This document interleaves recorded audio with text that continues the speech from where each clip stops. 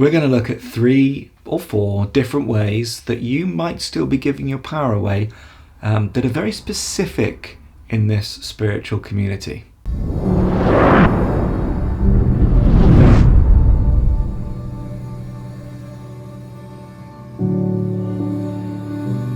So we're going to have a look at this today. Now, before we dive into this, it has to be said, I am not knocking any of these things, and I am not also saying that they aren't real. But as my journey into myself goes a little bit deeper, I'm beginning to recognize I waste a lot of energy on a lot of different things, and it's quite likely you'll be doing that too. I want to dive into some very subtle ways that in this spiritual community you might be giving your power away. We're going to talk about them in a moment. Before we do, if you want a starter kit, a freedom toolkit for your path, you're more than welcome to sign up for that down below. It's completely free. I made it for you. If you want to use it, you can. Also, for those that are ready to take the first step into the yogic tradition, you're more than welcome to apply for the Freedom Blueprint down below. The first way then that we might be giving our power away, and I see that some of us do this, and I know I've done it before. And one more thing I want to say before we do it, it's in your vulnerable moments, and I know this in me, it's when I'm most vulnerable, that I give my power away the most, especially to some of these things. Number 1, tarot cards. Now, I'm not saying it's not real. Yeah, and this is somebody's profession too, so I'm not knocking it. But we can use these things in a healthy way, right? I mean, I don't use these tarot cards at all anymore, but you're more than welcome to. But let's say you're in a really vulnerable moment, and you get the death card or whatever you get. Then that can last in our system as we digest that for about a week. Can't it? Where we're not productive and we're not quite ourselves, all over a card. Now we know, isn't it, in our life experience, if anyone's going to create anything in my life, it's going to be me that does it. So we have to, in a way, take responsibility for our life a little bit and begin saying, okay, yeah, these cards might be right, but if I'm giving all of my energy and fear away to these and all of my life potential away to a card, then perhaps I'm not quite doing the honest work, maybe, that perhaps will change my life rather than allowing my life and my destiny to rest upon what a card says. Second thing, astrology. Now it's obvious, isn't it? The moon has an impact on our planet because the moon moves the tides. And it's obviously then quite easy to assume that other planets probably have an impact on our planet too. If not only in a gravitational way, but also probably far beyond that. We are human beings, aren't we? And 78% of our body is water.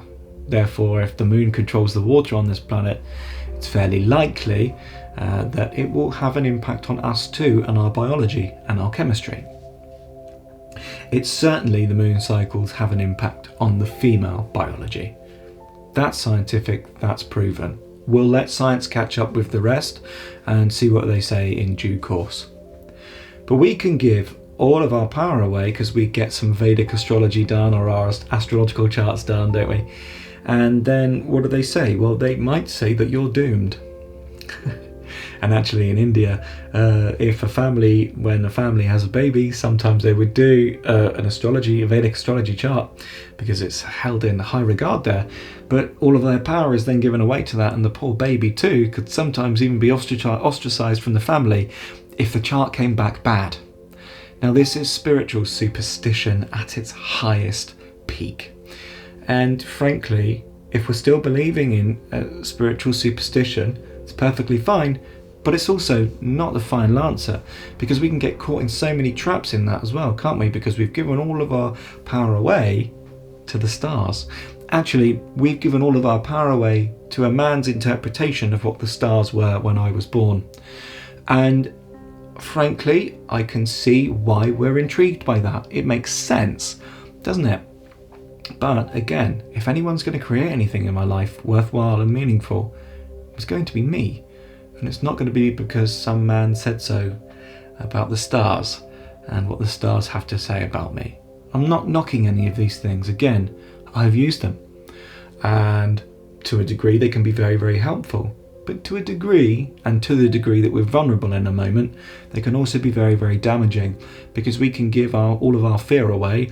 If the guy says we're going to die at 49 because Uranus is in a certain loop or something, well, then in this way, is this very helpful for me? And if I'm a bit sensitive to these things, should I be getting involved in them? Because I'm going to have a panic attack if I do, and if something bad comes back, I will certainly have a panic attack. So can I be conscious and responsible with where I let my energy go? Sign up for these things, great, but recognize you're setting yourself up potentially for there to be an energetic consequence on you, and that might be a panic attack. In a way, in time, we have to become so responsible for our life and our life energy if we really want to be full of energy, isn't it?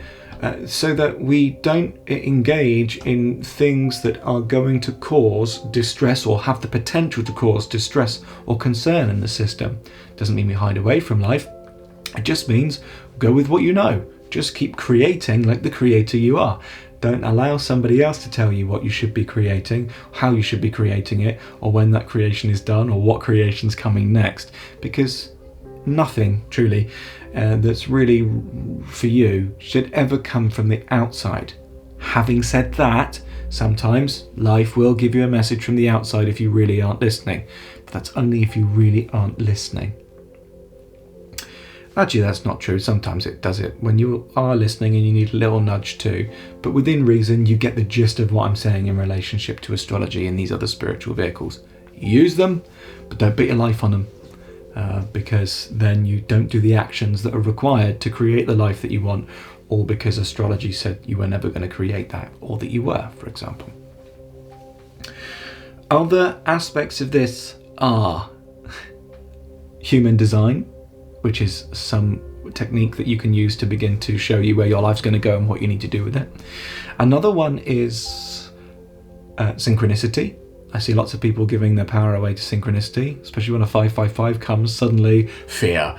And it's like, well, is this the most healthy response for us? And the answer is no, I've given all of my power away to the numbers. And so the way that I take the numbers now is just that I'm in alignment. That's all. Oh, that's great. I'm in alignment. Cool. And I move on. It doesn't have to mean certain things for certain things, you know? It can, and I'm not knocking it, and I'm not denying it. It's just, if it isn't a helpful thing for you, don't get involved with it, isn't it? See the number and go, have a nice response to it, great, and then move on. Cool. I think that will do. I think we've given enough ideas. Because it came on a message on the Facebook group. Yeah, here's the final one. I just saw it. Psychics. Now, there's no doubt some people are very psychic. But if you go onto a platform, which also coincidentally I just got offered a brand deal on the YouTube to go and promote this. I can't remember what it was called. I won't give their name out either because I'm about to knock them. But